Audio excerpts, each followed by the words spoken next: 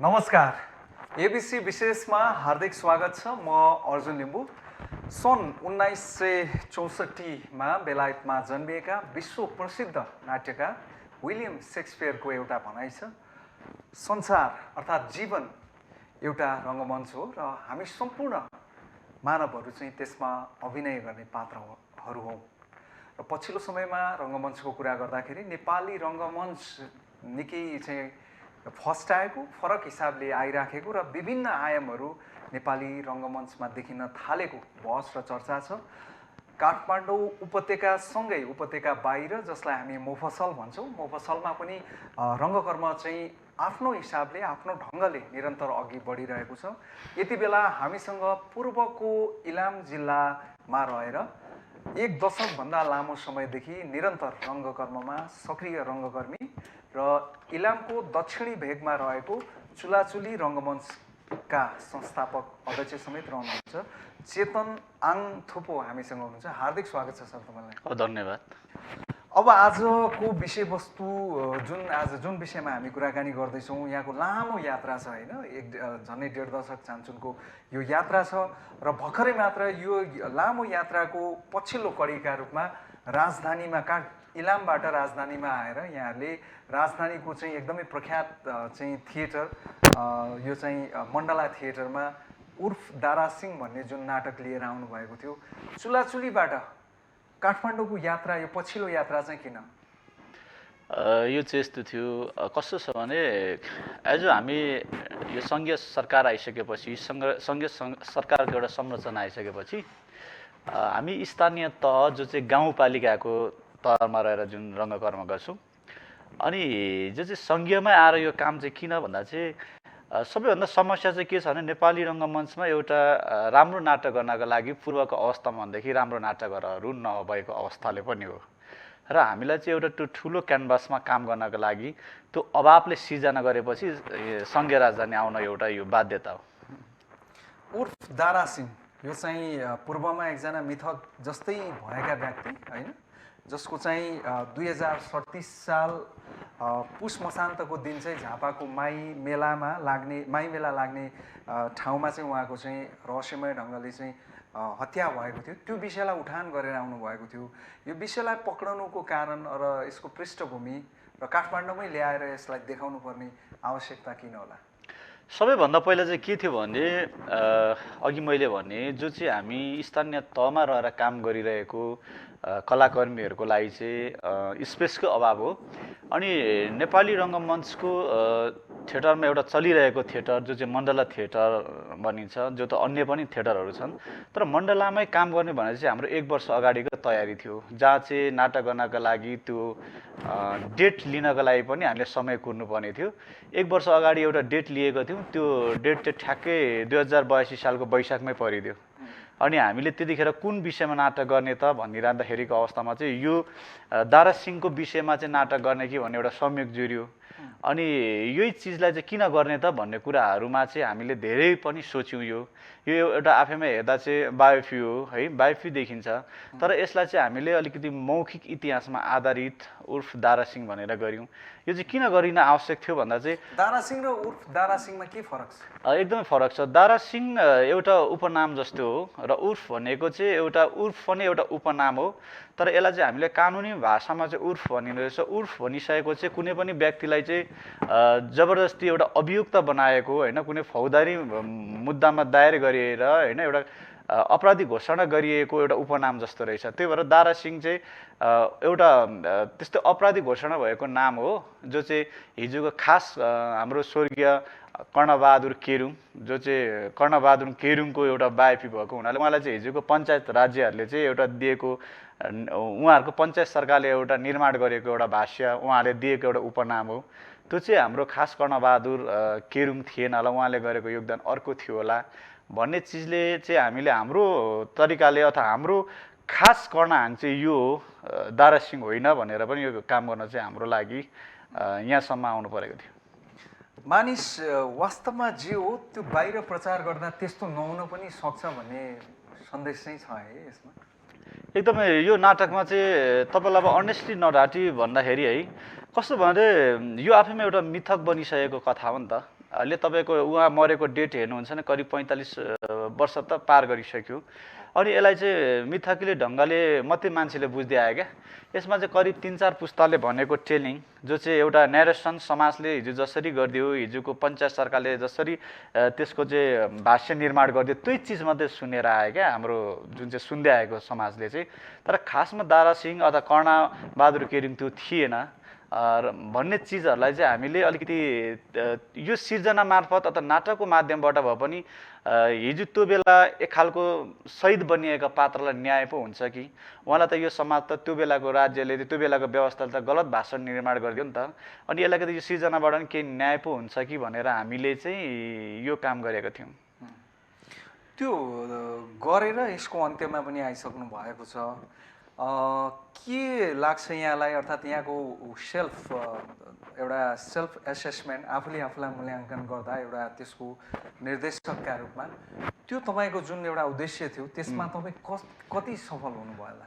यहाँ चाहिँ अब यस्तो सबै चिजहरू तपाईँले गरेको अथवा मैले गरेको एनिबडी कसैले गरेको चिजहरू 100मा 100 अरूले मन पराउनु पर्छ भन्ने हुँदैन र हामीले गरेको चिजहरू अरूको लागि हुनैपर्छ भन्ने पनि हुँदैन। सबैभन्दा पहिला चाहिँ तपाईँले थिएटरमा लाँदै हुनुहुन्छ, रङ्गमञ्चमा लगिराख्नु भएको छ, दर्शकहरूका सामुन्ने राख्दै हुनुहुन्छ भनेदेखि स्वाभाविक रूपमा दर्शकहरूको लागि पनि होला नि त्यो त। हो, दर्शकलाई भन्ने माध्यम होला, तर त्यो चाहिँ अल्टिमेटली त्यसमा चाहिँ कस्तो भने म आफूबाट चाहिँ त्यहाँ सफल भएको पाउँछु। किनकि हामीले जुन चिज चाहिँ भन्नु थियो, दर्शकको लागि जुन चिज बुझाउनु थियो, दर्शकले त्यो चाहिँ बुझेको र बुझ्न सक्यो कि भन्ने लागिरहेछ। र हामीले प्रतिक्रिया हेर्दा पनि हरेक सोको अडियन्सको प्रतिक्रिया हेर्दाखेरि त्यो चाहिँ पाउँछु म। र म चाहिँ आफैलाई के लागिरहेछ भने म आफैभित्र चाहिँ यो मैले भन्नु खोजेको चिजमा चाहिँ म सफल भएछु है भन्ने चाहिँ लागेको हो। अनि मैले त्यो चिज चाहिँ पाएको छु। अब बाँकी कुरा अरू धेरै चिजहरू छ, प्राविधिक कुरा होइन, त्यसमा नजाउँ। तर हामीले भन्न खोजेको कुरामा चाहिँ म आफूलाई सफलै भएको मान्छु। चेतनजी, तपाईँ चाहिँ इलामको चुलाचुली होइन, इलाम जिल्लाको पनि निकै पर, तपाईँहरूलाई झापा निकट पर्ने होइन, सदर इलाम बजारभन्दा अर्थात् सदरमुकामभन्दा त्यो ठाउँमा बसेर, जुन ठाउँको आफ्नै किसिमको एउटा पहिचान होला, त्यो ठाउँमा बसेर राजधानीभन्दा कोसौँ दूर बसेर निरन्तर रङ्गकर्म होइन, तपाईँको 1.5 दशक चान्चुनको जुन यात्रा छ, यो कतिको सजिलो थियो, गाह्रो थियो, अनुभूतिहरू कस्ता छन्, अलिकति साझा गर्नुहोस्। अब सबैले भोगेको आफ्नै पाटोहरू हुन्छन् होइन। सबैले आफूले भोगेको कुराहरूलाई कतिले त गाह्रै मान्छ नि त। हामी एभ्री मान्छेहरूले आफ्नो कथा चाहिँ गाह्रै जस्तो लाग्छ क्या। तर अब त्यो गर्दै आउँदाखेरि चाहिँ म चाहिँ पछिल्लो समयमा आफूले गरिरहेको कर्मलाई चाहिँ यो कर्मै हो होइन, आफ्नो यो जिम्मेवारी नै हो। अनि आफू जन्मिसकेपछि यही चिज गर्नलाई चाहिँ मेरो भागमा परेको रहेछ, अब चाहिँ मैले स्वीकार्नुपर्छ है भनेर चाहिँ म चाहिँ यो भइसकेँ होइन, आफूले आफ्नो कर्मलाई स्वीकार्ने भइसकेँ। तर त्यो हिजोको सङ्घर्षको पाटोहरू हेर्दाखेरि त छ नि आफ्नो तरिकाको, तर त्यसलाई त्यही चिजहरू नभइदिएको भए अहिले हामीले यो अहिलेकै उर्फ दारा सिंहसम्म आउन सकिन्थेन होला। र सङ्घर्षको पाटोहरूलाई चाहिँ हामीले नमिठो भन्दा नि मिठो तरिकाले हेर्नु पर्दो रहेछ, त्यसलाई चाहिँ सिकाइको रूपमा हेर्नु पर्दो रहेछ, भोलिको दिनमा हेर्नु पर्दो रहेछ होइन। र अझै दिनहरू चाहिँ राम्रोहरू पनि आउँछ है होइन, अझै यसको बाटोहरू चाहिँ राम्रो छ, यसको भविष्यहरू है, अझै हामीले धेरै भन्ने चिजहरू छुटेका रहेछन्। यी यस्तै चिजहरूले हामीले चाहिँ इन्सपायर गर्दै आइरहेको हुँदो रहेछ हाम्रो सङ्घर्षको कुराहरूले चाहिँ। अनि अहिले यहाँ आउँदा पनि हामीलाई कति धेरै भन्नु छ, अझै पनि कति धेरै सिक्नु छ है। अनि यो लाइनको स्ट्रगल चाहिँ कस्तो रहेछ भन्ने चाहिँ एउटा भर्खर एउटा नर्सरीमा जोइन गरेको विद्यार्थीको जस्तो यो क्षेत्रहरू भनेको चाहिँ।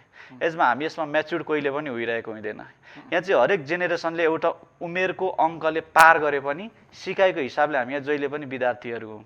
र यो चाहिँ जहिले पनि विद्यार्थी जस्तो एउटा प्रक्रिया भएको हुनाले यसलाई सङ्घर्ष त सकिएको भन्नै मिल्दैन, भर्खर स्टार्ट पो हुँदैछ कि जस्तो चाहिँ मलाई चाहिँ महसुस हुन्छ। तर निकै लामो यात्रा त भइसकेको रहेछ, फर्केर हेर्दा त देखिन्छ नि। त्यो चाहिँ करिब 1.5 दशक त गइसक्यो नि। तर त्यसलाई चाहिँ यसरी फ्ल्यासब्याक हेर्दाखेरि त्यही हो, अब मानिसको उमेरहरू जसरी नै हो, हिजो बालापन थियो, एउटा किशोर बन्यो होइन, एउटा युवा हो, यो अब त्यसलाई एउटा वयस्क बन्यो, अन्तदेखि उत्तरार्ध उमेर आयो भने जस्तै नै हो यो। तपाईँलाई चाहिँ केले तानेको थियो सुरुमा?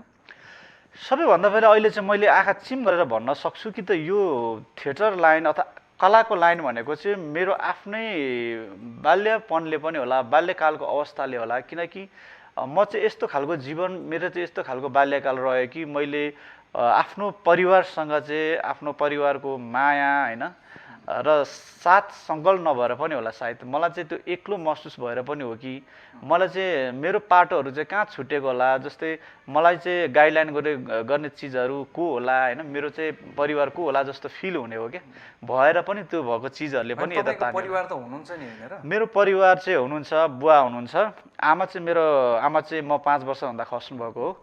त्यस पछाडि त्यो चाहिँ मदरलेस भइसके पछाडि चाहिँ मेरो फ्यामिली चाहिँ डिस्ट्र्याक्ट भयो नि त। भनेपछि मातृवियोगले तपाईँलाई सानै उमेरमा चाहिँ अब एक किसिमको एक्लोपन होइन त्यो अभाव चाहिँ अनुभूति गरायो र त्यसको कारण तपाईँ यतातिर तानिए कि भन्ने तपाईँको चाहिँ मूल्याङ्कन छ। त्यो चिजले मात्रै भएन, त्यो चिजले चाहिँ नरहेपछि मलाई सेकेन्ड फ्यामिली इयरमा चाहिँ जोइन गरायो त्यो परिस्थितिले।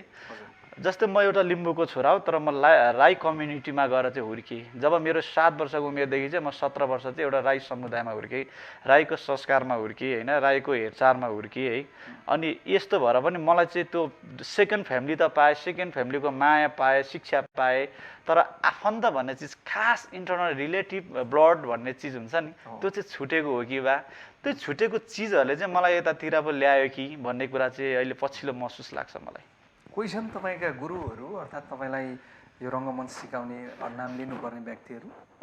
मेरो गुरुमा चाहिँ यही हो भन्ने चिज चाहिँ अहिलेसम्म छैन। म आफैमा चाहिँ नेपाली रङ्गमञ्चमा चाहिँ सुरुको प्रोसेस चाहिँ सिकाइबाट आएको होइन, मेरो चाहिँ आफ्नै प्रोसेसहरू थियो। त्यो बेला चाहिँ म गाउँमा बस्थेँ, अर्थात् अघि मैले भने मेरो लागि चाहिँ हिजो रेडियो नाटकहरू सुन्थेँ म है, अनि यस्तै रेडियो एफएमहरूमा आएको कार्यक्रमहरू सुन्थेँ, अनि यी चिजहरूले नै इन्सपायर भयो। तर पछि गाउँहरूमा चाहिँ गाउँको अग्रज दाईहरूले दिएको कामहरूले चाहिँ मेरो टर्निङ पोइन्टहरू मोड्यो कि सिर्जना भन्ने छ।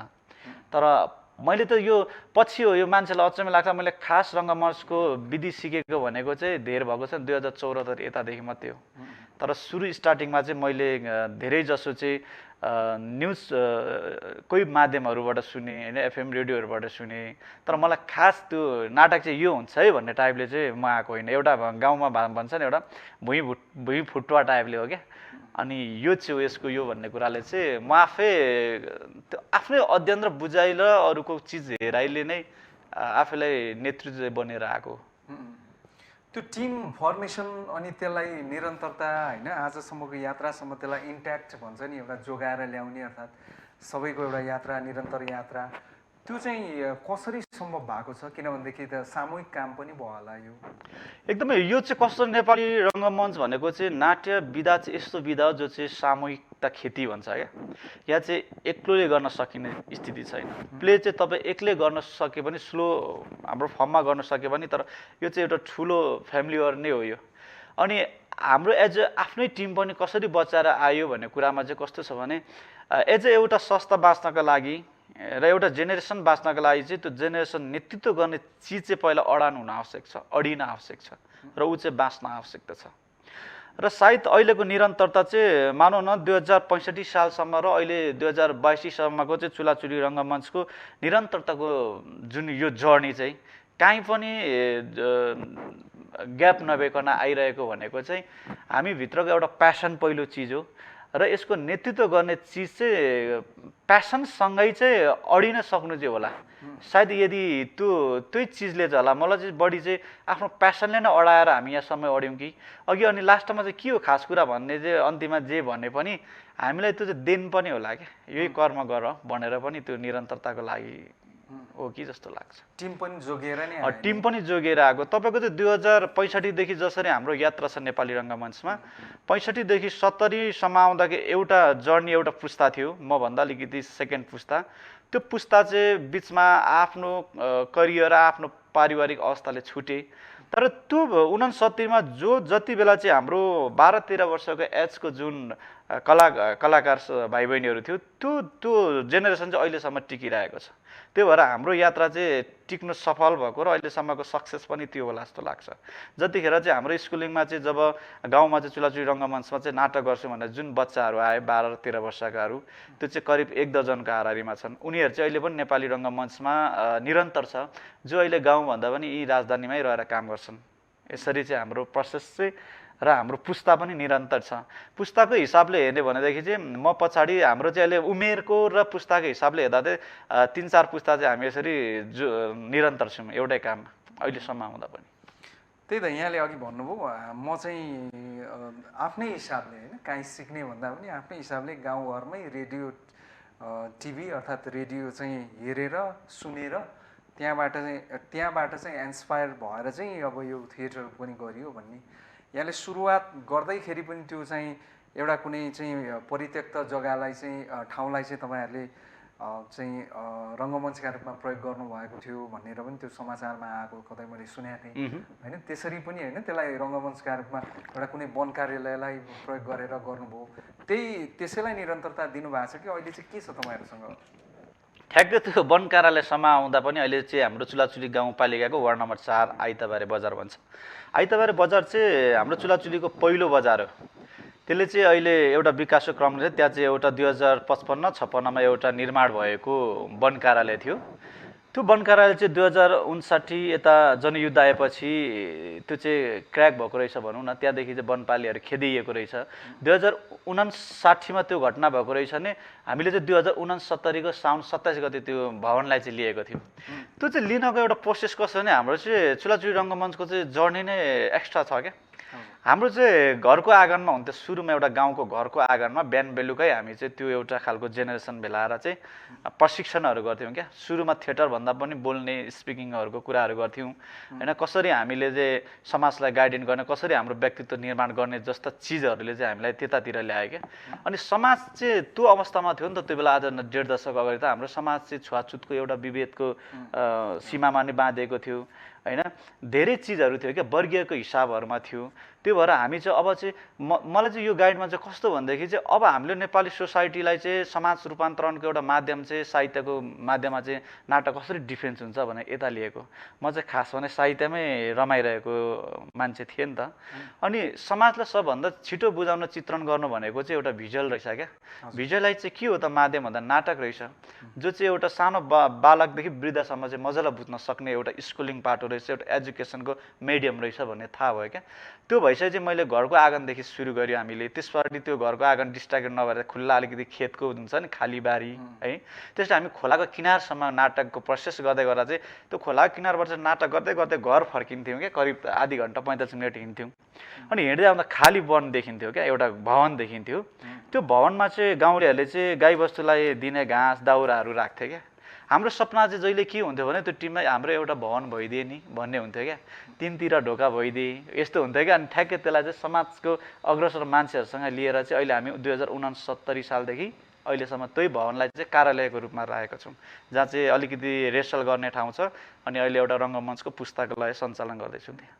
सर जस्तो नि अब यहाँ पछिल्लो समयमा नेपाली रङ्गमञ्च असाध्यै राम्रो गतिमा अगाडि बढिराखेको छ भन्ने छ र धेरै राम्रा चाहिँ कलाकारहरू रङ्गमञ्चले दिइराखेको छ भन्ने कुरा पनि छ। रङ्गमञ्चको चाहिँ निकै फर्स्ट आएको होइन, विभिन्न ठाउँमा मफसलमा अब तपाईँहरू जस्ता निरन्तर चाहिँ दशकौँदेखि गरिराख्नु भएको पनि हुनुहुन्छ। अब यो चाहिँ रङ्गमञ्चमा चाहिँ अब जस्तो बाहिर खास गरिकन नेपालमा चाहिँ भारतको चाहिँ नेसनल स्कुल अफ ड्रामा एनएसटीतिर पनि सिकेर आउनुपर्छ, अर्थात् त्यहाँसम्म पनि सिक्नु जाने भन्ने एकाडेमिक हिसाबकै शिक्षा चाहिँ लिनुपर्छ भन्ने एउटा बुझाइ पनि छ। मान्छेले अहिले चाहिँ पढ्न पनि एकाडेमिकमा नि पढ्न थालिराख्नु भएको छ। तपाईँको चाहिँ त्योसँग मिलेन नि? यस्तो चिज छ त्यो एकाडेमी त्यो आवश्यक छैन भन्न खोजेको? नै आवश्यक त छ। हरेक चिजको फर्मुला र त्यसको फर्मेसन स्ट्रक्चर त बुझ्न आवश्यक छ नि त। तर के चाहिँ छ भने त्यो तपाईँको लागि हो कि होइन र तपाईँले बाँचिरहेको समयको लागि त्यो फर्मुला युज हुन्छ कि हुँदैन भन्ने कुरा हो। मलाई चाहिँ त्यो आवश्यक छ। र अहिलेको जेनेरेसन हो या त हिजोको जेनेरेसन त्यो त सिक्दै आउने प्रक्रिया प्रणाली हो नि त। सबैभन्दा त हामीले एकाडेमी अवस्थाहरूलाई नै हेरेर बुझेर आयो भने अझै बेटर राम्रो हुन्छ क्या। तर तपाईँले त्यसलाई चाहिँ त्यही फर्मुलालाई अर्को तरिकाले कसरी प्रयोग गर्नुहुन्छ भन्नेमा भर पर्छ। अनि त्यही चिजहरू चाहिँ हामीले चाहिँ लिनैपर्छ भन्ने छैन नि त। एकाडेमी हिसाबले चाहिँ हामीले चाहिँ लिनु आवश्यक छ शिक्षा होइन, त्यसको प्रोसेस लिन आवश्यकता छ, त्यसको नयाँ आयाम लिन आवश्यकता छ। तर त्यो लिइरहेको चिज चाहिँ तपाईँले गर्न खोजेको, तपाईँले बाँचेको परिवेश अथवा तपाईँले प्रयोग गर्ने चिजमा चाहिँ त्यो मिल्छ कि मिल्दैनले चाहिँ गर्दो रहेछ। यदि त्यो मिल्नको लागि त्यो त सिक्न आवश्यकता छ, तर मेरो लागि त्यो म गइनँ होला होइन, त्यो तरिकाले एकाडेमी हिसाबले जुन चाहिँ कलाको चाहिँ पढिनँ होइन, त्यो किनकि मेरो समयमा त्यो अवस्था पनि थिएन नि त। तर मैले चाहिँ तपाईँको जर्नी फरक रह्यो। फरक रह्यो, तर मैले त्यसलाई चाहिँ बाहिर तरिकाले होइन अलिकति अध्ययन चाहिँ गरिरहेँ। तर त्यही चिज हामीले गरेको, जसले एकाडेमिक रूपमा नि गरेको चिज हामीले त्यहाँ गरेको हो, तर जसरी उहाँहरूले गरिरहेको छ त्योभन्दा हामीले फरक गरिरहेको, त्यही फर्मुला हो होइन, त्यही प्रोसेस हो, तर त्यसलाई हामीले थोरै उल्टाएको मात्रै हो। जस्तै कस्तो चाहिँ हुन्छ भने हामीले सिकिरहेको चिजहरू नै, सिकिरहेको फर्मुला नै हामीले त्यसमै गरिरहनुपर्छ भन्ने छैन। मेरो चाहिँ आफ्नै के सिद्धान्त छ भने चाहिँ सीमामा बाँधिनु पर्छ भन्ने मलाई लाग्दैन, र फर्मुलामै रहेर पनि गर्नुपर्छ भन्दैन, र हामीले यो गर्नको लागि एकाडेमीकै पुरै लिनुपर्छ भन्ने पनि मलाई चाहिँ लाग्दैन है। तपाईँ हाम्रो चाहिँ जे गर्दा पनि अलिकति नयाँ आइडिया के होला, जो चाहिँ मलाई सहज लागेको, मैले बुझेको चिज, जो अरूले फर्मुलै बुझेन एकाडेमिक रूपमा आए पनि जसले चाहिँ गरिरहेको छैन है भने चाहिँ मैले अर्को भाषा निर्माण गर्ने, मैले अर्को होइन स्कुलिङ चाहिँ के गर्न सक्छु होलाले चाहिँ महत्त्व राख्छ होला क्या। त्यो भएर त्यो आवश्यक छ, तर त्यो मैले अवसर पाइनँ र मलाई मेरै तरिकाको बनायो होला। जस्तो चेतनजी, अब तपाईँसित चिन्जान छोटै भए पनि केही कुराहरू जान्ने अवसर प्राप्त भयो र चुलाचुली रङ्गमञ्चलाई चाहिँ रङ्गमञ्चले गरेका नाटकहरूको चाहिँ एउटा सिरिज हेर्दाखेरि, जस्तो झोडा भन्ने गर्नुभयो यहाँहरूले, यो पछिल्लो कडीका रूपमा अब यो उर्फ दारासिंह भन्ने आएको छ, र यहाँले अघि पनि भनेको म स्मरण गर्छु, खास गरिकन स्टार्टिङमा समाजमा देखिएका असमानताहरू, छुवाछुतका कुराहरूलाई तपाईँहरूले चाहिँ थिएटरबाट चाहिँ त्यसलाई उठाउनु भएको कुरा आयो। झोडामा चाहिँ अब खास गरिकन चाहिँ त्यति बेलाको समयमा जसरी चाहिँ होइन भुपु लाउरेहरू भनौँ न, भुपु सैनिकहरूको कथालाई समेट्नु भएको छ। पछिल्लो समयमा एक गुमनाम र रहस्यमय नायककै रूपमा, नायक अर्थात् खलनायक जे भने पनि दारासिंहको कुरा उठाउनु भएको छ। तपाईँले छान्ने विषयहरू, तपाईँले रङ्गमञ्चमा ल्याउने विषयहरू चाहिँ अलिक पृथक, अलिक सीमान्तकृत लाग्यो मलाई। तपाईँको रोजाइ नै यही हो कि यो संयोग मात्र हो? यो संयोग भन्दा पनि कस्तो छ भने मैले बाँचेको पृष्ठभूमि चाहिँ अहिले पनि सीमान्तकृतहरूले नै बाँचिरहेको कि जस्तो लाग्छ। अव्यवस्थित बसोबासहरूले मेरो ठाउँ चाहिँ लामो समय गाजेको हो नि त।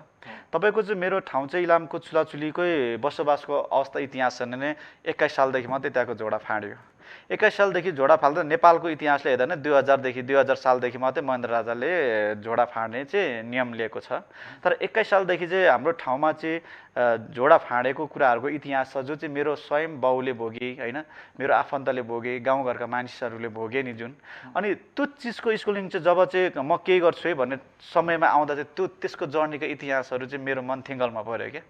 र सुरु हाम्रो जर्नी नै यही विषयवस्तु चुलाचुली रङ्गमञ्चले किन यस्तै खालि कल्चर मात्रै गर्छ, खालि ऐतिहासिक मात्रै काम गर्छ भन्ने कुरामा चाहिँ हाम्रो चाहिँ स्कुलिङ नै त्यसरी आएको छ। जसरी चाहिँ हाम्रो रङ्गमञ्चको पहिलो स्टार्ट ड्रामा चाहिँ ब्ल्याक बक्सको स्टार्ट ड्रामा चाहिँ किपट भन्ने विषयसँग थियो। किपट भनेको चाहिँ पूर्वको इतिहासले होइन, नेपालको एकीकरणको इतिहास हेर्दाखेरि चाहिँ पृथ्वीनारायण शाहले जुन चाहिँ एउटै मात्रै भूगोल सभ्यता चाहिँ जित्न सकेको थिएन 17औं पटक भन्ने एउटा इतिहास छ नि, त्यो थियो पल्लो किराँत लिम्बुवान हो। त्यही भूगोलकोमा चाहिँ हाम्रो चाहिँ जीवन, हाम्रो सिकाइ प्रणालीहरू रहेछ, जहाँ चाहिँ एउटा त्यो पहिलाको पेल्टीमारी अहिलेको चुलाचुली भन्ने ठाउँ चाहिँ किपट क्षेत्र पर्दो रहेछ। हिजो चाहिँ लिम्बुवानको आफ्नै किपट प्रथा प्रणाली थियो नि त, आफ्नै व्यवस्था थियो, आफ्नै सरकार थियो, आफ्नै नीति निर्माण गर्दा थियो। त्यो किपट चाहिँ साम्बाहरूको क्षेत्र पर्थ्यो रहेछ क्या। पछि झोडाको विस्तार हुँदै जाँदा पनि महेन्द्र राजमार्ग 2 किलोमिटर चाहिँ त्यो क्षेत्रलाई छुँदो रहेछ क्या। त्यो पछि त्यो किपट क्षेत्र चाहिँ, अनि हामीले सुरुमा यो त एकदम जटिल र एकदमै ऐतिहासिक र राम्रो विषय रहेछ, हामीले यस्तो कुराहरू चाहिँ खोज्नुपर्छ होला। यो विस्तार हुँदा त, यो झोडा विस्तार, बस्ती विस्तार हुँदा त कति मान्छेहरूले कसरी ज्यान गुमायो होला है।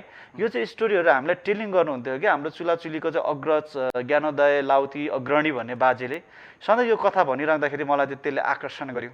त्यही भएर पनि 2070मा गरेको किपट भन्ने नाटक, जो चाहिँ हामीले नाटकको धेरै प्रोसेसहरू नबुझी बनाए पनि त्यसले इन्सपायर गरेको हामीलाई चाहिँ अलिक लामो खोज्नलाई झोडा, त्यसपछि त्यसले अझै झोडा भनिराख्दाखेरि झोडामै एउटा योगदान दिने कस्तो राम्रो एउटा पात्र चाहिँ थियो रहेछ त्यो कर्णहाङ केरुङ, जसलाई चाहिँ पञ्चायत सरकारले चाहिँ निर्माण गरेको चाहिँ दारा सिंह भने चाहिँ हाम्रो स्टोरीको प्रोसेस नै यसरी आएको चाहिँ हो भन्न चाहन्छु म। हजुर सर, अब अर्को कुरा चाहिँ जस्तो अब हामी रङ्गमञ्चमै आज अलिक ज्यादा केन्द्रित छौँ, काठमाडौँ बाहिर चाहिँ तपाईँहरू सक्रियतापूर्वक यो थिएटर गरिराख्नु भएको छ, त्यो आफैमा कतिको चुनौतीपूर्ण छ बजारका हिसाबले, दर्शकका हिसाबले, अब आर्थिक चाहिँ सम्भाव्यताका हिसाबले त्यो कतिको सहज छ अर्थात् कति मुस्किल छ?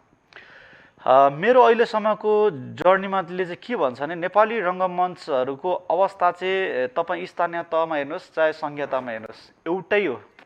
तपाईँको आउने अडियन्स होइन, तपाईँको बुझाइ एउटै भए पनि एउटा चिजले चाहिँ फरक के हो भन्दा चाहिँ स्थानीय तह हुँदी अर्थात् अन्य प्रदेश हुँदी चाहिँ व्यवस्थित रङ्गमञ्चको स्पेस छैन जो राजधानीमा छ। यो चिजले मात्रै अलिकति बुझाइ मात्रै अघि भने मैले भने नि त्यही चिज हो, फेरि भाष्य निर्माण मात्रै अलिकति फरक हो, तर काम गर्ने शैली, काम गर्ने तरिका अनि त्यसको आउने नाटक हेर्ने अडियन्स उस्तै जस्तो मलाई चाहिँ लाग्यो। किनकि नेपाली रङ्गमञ्चमा अहिले यी सङ्घीय राजधानीमै भए पनि त्यसको चाहिँ साक्षरता अडियन्सहरूको एउटा तथ्याङ्कै छैन। त्यो नभएपछि चाहिँ जुन जुन तपाईँ नाटक चल्छ त्यो नाटकको अडियन्स, एभ्री नाटकको अडियन्समा चाहिँ नयाँ नयाँ अडियन्सहरू चाहिँ चेन्ज भइरहेको पाउँछौँ क्या। अनि नाटकको जुन चाहिँ हेरिने टिकटको प्रक्रिया नि एउटै छ भनिसकेपछि फरक यति मात्रै हामीसँग व्यवस्थित स्पेसको कुराले मात्रै हामी फरक छौँ। तर नेपाली रङ्गमञ्चमा अहिले चुलाचुली थिएटरले चाहिँ के गरिरहेको छ भने चाहिँ स्पेस चाहिँ मोस्ट इम्पोर्टेन्ट लाग्थ्यो नि त हामीलाई। तर मैले चाहिँ कस्तो भन्दाखेरि पछिल्लो समयको 2 वर्षको प्र्याक्टिकल जुन छ हाम्रो ओपन जुन चाहिँ थिएटर जुन गर्ने तरिका, खुल्ला रङ्गमञ्च भनेर जो भन्छन्, त्यसले चाहिँ हामीले अलिकति त्यसलाई चाहिँ तोड्दै आएको छौँ। यो चाहिँ स्पेस त्यो चाहिँ ब्ल्याक बक्स बिनाको नाटक पनि गर्न सकिन्छ है भन्ने कुरा चाहिँ हो। तर त्यसमा पूर्ण त्यसलाई व्यावसायिकरण चाहिँ पूर्ण पनि गर्न सकिन्छ, तर हामीले चाहिँ त्यसलाई त्यो पूर्ण व्यावसायिकतालाई चाहिँ अहिले नै चाहिँ सुरु गरेको छौँ, तर त्यो बिना पनि फरक गर्न सकिन्छ भन्नेमा चाहिँ छ। तर अवस्था चाहिँ सिमिलर नै हो। जस्तो त्यही त आर्थिक जुन चुनौती हुन्छ नि त्यो चुनौतीका बिच जस्तो कलाकारहरूलाई जोगाइराख्नु, टिमलाई जोगाइराख्नु र आफ्नो जुन एउटा रङ्गमञ्चीय यात्रा छ त्यसलाई चाहिँ जारी राख्नु त निकै गाह्रो होला। अर्थ अवस्था चाहिँ यस्तो हो, तपाईँ गाउँमा गर्दा पनि त्यही बजेट हो, सङ्घीय राजधानी गर्ने पनि त्यही बजेट हो। फरक यसले पार्छ, गाउँमा रहँदाखेरि अथवा भनौँ न आफ्नै नजिक घर नजिकको आर्ट थिएटर गर्दाखेरि कसैले आफ्नो घरदेखि धाएर होइन काम गरिन्छ होइन, आफ्नो घरको चाहिँ खाना खाजा खाएर गरिन्छ होला। तर यति कुरा हो नि त, सङ्घीयमा आएपछि त आफै निर्भर भइरहेको हुन्छ नि त, आफै बाँच्नु परिरहेको हुन्छ। यहाँ आएर चाहिँ आफै घरको रेन्ट तिरिरहनु परेको हुन्छ, रेसलसम्म आउने आफ्नै ट्रान्सपोर्टेसन खर्च भइरहेको हुन्छ। भनेपछि यहाँ चाहिँ म यही गर्छु भनेर आइरहेको हुनाले यसको चाहिँ कस्तो भने फाइनेन्सियल हिसाबले अलिकति बोल्ड होइन धेरै खर्चिलो देखिएको हो। तर त्यसलाई चाहिँ कस्तो भन्दाखेरि जहाँ गरे पनि उस्तै छ। तर यहाँ चाहिँ के भने हामी यहाँ आइसकेपछि हामी आफै सर्भाइभर हुनु पर्दाको अवस्थाले चाहिँ हामी पारिश्रमिक लिने एउटा व्यावसायिक रूपको अवधारणामा आएको हुन्छौँ, फरक त्यहाँ छ। तर जहाँ गरे पनि एउटा नाटक प्रडक्सन गर्दाको खर्चको अवस्था चाहिँ उस्तै छ। र कस्तो छ भने गरिसक्दाको खर्चको अवस्थाले चाहिँ कस्तो छ भने अहिले प्रडक्सन एउटा ल्याइसकेपछि नाटक सुरु गरेपछि नाटक समापनसम्म चाहिँ समस्या चाहिँ के भन्दा चाहिँ कलाकारहरूको चाहिँ कलाकारलाई कति पारिश्रम दिने भन्नेको अवस्था चाहिँ अहिले चाहिँ उस्तै नै छ जहीँ पनि। किनभने तपाईँ गाउँ स्तरमा गर्दा पनि कलाकारले पाउने समय चाहिँ 50,000 चाहिँ काठमाडौँमा हुँदा पायो भनेदेखि गाउँमा चाहिँ 30,000 हो भन्ने होला होइन। तर कमाइको स्रोतले चाहिँ कसरी त्यसलाई चाहिँ मेन्टेन गर्छ भन्नेको कुराहरूले पनि गर्छ। फाइनेन्सियलमा चाहिँ फाइनेन्सियल त जता पनि चुनौती नै छ। तर यति कुरा हो 1-2 पैसाले 1-2 लाखको अन्तर चाहिँ छ। तर तपाईँ कसरी खर्च गर्नुहुन्छले पनि महत्त्व चाहिँ राख्छ फेरि। एकदमै। अब एउटा प्रश्न, एकजना प्रसिद्ध नेपालका प्रख्यात रङ्गकर्मीसँग एकचोटि मैले चाहिँ कुराकानी गर्दा उहाँले के भन्नुभएको थियो भनेदेखि नाटक घरहरू चाहिँ अर्थात् नाटक गर्ने समूह भनौँ होइन, रङ्गमञ्चमा सक्रिय संस्थाहरू चाहिँ घाटामै छन्। किन घाटामा छन् भन्दाखेरि बाहिरतिर विदेशतिर चाहिँ यो रङ्गमञ्च चाहिँ राज्यको दायित्वमा पर्छ, उहाँहरूले चाहिँ सर्टेन त्यो छुटाउनुहुन्छ र चाहिँ राज्यले लिएको मनोरञ्जन कर अर्थात् यो जुन चाहिँ ट्याक्सहरू छ त्यसको भरपाई चाहिँ त्यहाँबाट भइराखेको हुन्छ भनेर भन्नुहुन्थ्यो। यही प्रसङ्गलाई मैले जोडेर सोध्न खोजेको चाहिँ अब नेपालमा पनि 3 तहको सरकार छ, स्थानीयमा तपाईँहरू अब गाउँतिरै बसेर चाहिँ थिएटर गर्ने भएकोले त्यहाँ स्थानीय सरकारसितको सम्बन्ध होला, प्रदेश सरकार छ होइन, केन्द्रमा पनि हुने भइहाल्यो। त्यो हिसाबले गर्दाखेरि हाम्रो चाहिँ सत्ता अर्थात् जो चाहिँ नेतृत्वमा बसेका व्यक्तिहरू, शासकहरू भनौँ होइन, उहाँहरूले चाहिँ थिएटरलाई कसरी बुझ्नुहुन्छ र त्यो उहाँहरू कति कोअपरेटिभ पाउनुहुन्छ? ओभरअल नेपालको अवस्थालाई चाहिँ हेर्ने भनेदेखि जति पनि तपाईँलाई एउटा थाहा छ, नेपाल प्रज्ञा प्रतिष्ठान, नेपाल नाट्य प्रज्ञा प्रतिष्ठान भन्ने जो चाहिँ त्यो सङ्गीत प्रज्ञा प्रतिष्ठान अथवा सङ्गीत तथा नाट्य प्रज्ञा प्रतिष्ठान चाहिँ एउटा सरकारबाटै त्यो चाहिँ चल्ने एउटा भनौँ न पाटो छ। तर त्यसको काम भनेको त्यो संस्थाको काम चाहिँ सायद ओभरअल नेपालभरिको अहिले मानौँ 7 प्रदेशको चाहिँ ठाउँ ठाउँमा गएर चाहिँ नेपाली रङ्गमञ्चको चाहिँ विकास गर्ने होला, त्यो प्रतिको लगानी गर्ने होला होइन, त्यो थियो होला। तर त्यो चाहिँ गरि नराख्दाखेरि त्यो सरकारले एक खालको बजेट एउटा प्याकेज चाहिँ त्यहाँ छुटाउँछ, तर त्यो छुटेको बजेट चाहिँ त्यो ठाउँमा बाँडिँदैन र पुग्दैन। त्यो चाहिँ छ, फेरि राज्यले नगरेको नै छ, तर एक खालको प्याकेजवाला गरेको छ जो चाहिँ आफ्नै राजनीतिक झुन्डामा गरेको छ, आफ्नै कार्यकर्ताहरूलाई जस्तो बनाएको छ। तर अहिले ओभरअल देशको अवस्थाहरू मा चाहिँ देखिँदैन, तर थोरै रूपमा चाहिँ केही सहकार्यहरू भइरहेको अवस्थाहरू चाहिँ छन्। जस्तै अहिले मेरै गाउँपालिका चुलाचुली गाउँपालिकामा चाहिँ यो चाहिँ अहिले करिब 7-8 वर्ष गयो नि त स्थानीय तहको निर्माण चाहिँ। मेरो अघिल्लो 5 वर्षको कार्यकालको जनप्रतिनिधिसँग मैले चाहिँ 5 वर्ष चाहिँ नेपाली रङ्गमञ्च अथवा रङ्गमञ्च भन्ने चिज चाहिँ उहाँहरूको नीति योजना किताब पुस्तिकामा लेखिदिनुहोस् न भनेर चाहिँ 5 वर्ष स्ट्रगल गर्दाखेरि लास्ट वर्षमा चाहिँ रङ्गमञ्च भन्ने गर्दा पनि मलाई खुसी लागेको थियो क्या। त्यस वर्षदेखि चाहिँ उहाँहरूले अहिलेको सरकारसँग चाहिँ उहाँहरूले त्यसलाई चाहिँ केही रूपमा चाहिँ दिनुभएको छ। 2-3 लाखले चाहिँ हाम्रो एउटा प्र्याक्टिस चाहिँ भइरहेछ, तर त्यसलाई पूर्णता रूपमा चाहिँ बुझिएको छैन। कस्तो भने हाम्रो भाष्य, हाम्रो कलाको भाष्यहरू चाहिँ अहिलेको जनप्रतिनिधि, अहिलेको सरकारले चाहिँ बुझ्न नचाहेको हो कि सुन्नी चाहिँ राख्नुभएको छ, हेर्नु चाहिँ भइरहेको छ, तैपनि इन्टरटेनमेन्टको रूपमा मात्रै हेर्नुभएको छ क्या। यो पनि एका विकासको पाटो हो, यो पनि एउटा व्यवसायको पाटो बन्न सक्छ है भन्ने तरिकाले चाहिँ अझै पनि हेर्नुभएको छैन। यसमा आउने जनशक्तिको डेटा चाहिँ कहाँ पुग्यो, किन आइरहेको छ भन्ने चिजमा विमर्श चाहिँ भएकै छैन र उहाँहरूले यो चिजमा चाहिँ सहकार्य गरिरहनु भएकै छैन, जो चाहिँ गरिन आवश्यक छ भन्ने कुरा हो। हामीलाई बजेटिङ उहाँले भर्खर दिए पनि कुन तरिकाले दिएको छ भने चाहिँ दिँदा पनि दिएको जस्तो गर्ने अनि अलिकति गएपछि चाहिँ पुरै गाली गर्ने जस्तो क्या। किनभने त्यो चाहिँ हाम्रो भाषा बुझेन नि त उहाँहरूले। तर कलाले गरिएको चिजले चाहिँ एउटा स्थानीय सरकार, एउटा नगर, एउटा प्रदेशलाई चाहिँ कत्रो ठुलो विकासको रूपमा चाहिँ सपोर्ट गरेको छ पर्यटनको होइन क्षेत्रबाट चाहिँ भन्ने चिजलाई चाहिँ उहाँहरूले मूल्याङ्कन गर्नुभएको छैन। त्यो चाहिँ आवश्यक छ होला, त्यो उहाँहरूले बुझ्नुभयो भने अझै सहकार्य हुन्छ होला जस्तो लाग्छ मलाई। चुलाचुली रङ्गमञ्च अब पूर्वमा त अझै निकै नाम पनि चिनिएको छ र अब समग्र नेपालमा अहिले सक्रिय रङ्गमञ्च रङ्गकर्मीहरूको संस्था नै हो तपाईँहरू। यहाँहरूले चाहिँ जस्तो फरक हिसाबले नाटक गरिराख्नु भएको छ र यो चाहिँ प्रत्येक वर्ष यहाँहरूले एउटा ओपन थिएटर होइन, खुला थिएटरको एउटा कन्सेप्ट, कसैले जङ्गल थिएटर भनेको पनि सुने, कसैले ब्याक टु नेचर पनि भन्छन्, त्यो चाहिँ कस्तो कन्सेप्ट हो चेतनजी? त्यो चाहिँ ठ्याक्कै कस्तो भन्दाखेरि कस्तो नेपाली रङ्गमञ्चको सुरुको अवस्थालाई हेर्दाखेरि पहिला चाहिँ 80 मल्लहरूकै पालोदेखि हेर्दा चाहिँ एउटा सडक नाटक भने है, त्यस पछाडि बादल सरकारहरूको एउटा कन्सेप्ट आउँदा चाहिँ आँगन थिएटरदेखि लिएर होइन कचरी नाटकदेखि लिएर पछिल्लो समयको जेनेरेसनमा अहिले आएको चाहिँ एउटा प्लेब्याक थिएटर जो चाहिँ चौतारी नाटक छ, विभिन्न फर्महरू छन्। तर सबै हेर्दा त्यो चाहिँ आउटमा गर्दा चाहिँ खुल्ला ब्ल्याक बक्सबाट बाहिर गरेको नाटकहरू चाहिँ खुल्ला रङ्गमञ्च अथवा खुल्ला नाटक भन्ने जुन एउटा भाष्य छ, तर त्यो भाष्यभन्दा अलिकति फरक मेरो चाहिँ भाष्य छ। कस्तो भन्दा चाहिँ हाम्रो चाहिँ ब्याक टु नेचर भनेको चाहिँ अबको जेनेरेसन, अहिलेको पुस्ताहरू चाहिँ धेरै प्रविधिको ग्रोसँगै बढेको अवस्थासँगै चाहिँ हाम्रो फिजिकल्ली चिजहरू चाहिँ एउटा कोठाबाट एउटा ठाउँबाट होइन, हाम्रो फिजिकल त सरेन नि त अर्को दोस्रो ठाउँ होइन, अनि हाम्रो मेन्टली पनि तिनीहरू नै केन्द्रित भएको हुनाले अब चाहिँ हाम्रो समाजको हाम्रो अहिले चाहिँ अवस्थाहरू चाहिँ हाम्रो सामाजिक मनोविज्ञानको अवस्थाहरू चाहिँ धेरै साँगुरे खुम्चियो।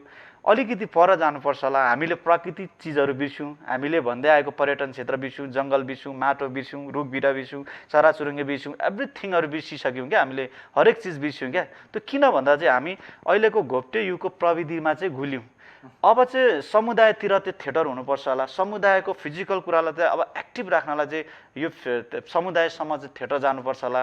अब चाहिँ वन जङ्गल हाम्रो पर्यटन क्षेत्र बिर्सिए, अब चाहिँ यता जानुपर्छ होला भन्ने एउटा मान्छेलाई नै, एउटा मानिसलाई नै परिचालन गर्न, एउटा समुदायलाई नै चाहिँ परिचालन गर्नलाई जो चाहिँ समुदायको हिजो समुदाय भन्ने सम्बन्धहरू नै भत्किए है, त्यो सद्भावहरू भत्किए, त्यो चिजहरूलाई जोड्नको लागि चाहिँ हामीले अलिक पर चाहिँ लाने प्र्याक्टिस गरेको हो यो थिएटर चाहिँ, जहाँ चाहिँ समुदायसँगै हुन्छ, जहाँ चाहिँ एउटा विदाउट द माइक होइन, साउन्ड माइकको जुन चाहिँ बक्सहरू बिना पनि हामी चाहिँ यो काम गर्न सक्छौँ, जहाँ चाहिँ हाम्रो गाउँलेहरू अथवा जनतालाई चाहिँ त्यहाँ केन्द्रित बनाएर त्यहाँ चाहिँ हामी भुलाउन सक्छौँ है।